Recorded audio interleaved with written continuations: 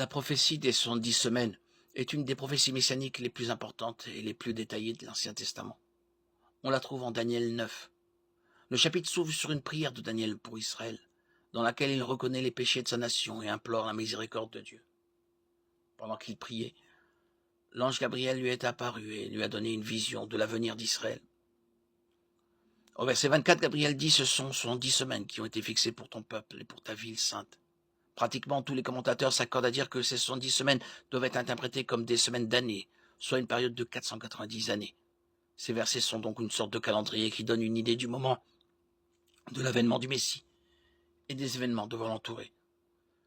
La prophétie se poursuit en divisant les 490 années en 3 unités plus petites, une des 49e année, une autre de 344 années et la dernière de 7 années.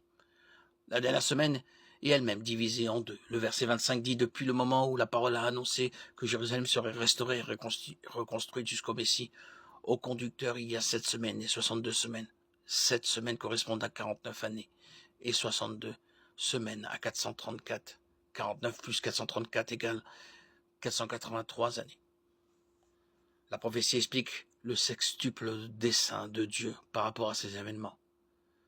Le verset 24 dit qu'il les permet pour faire cesser la révolte et mettre un terme au péché, pour expier la faute, amener la justice éternelle et marquer d'un sceau la vision et le prophète, le consacrer par onction,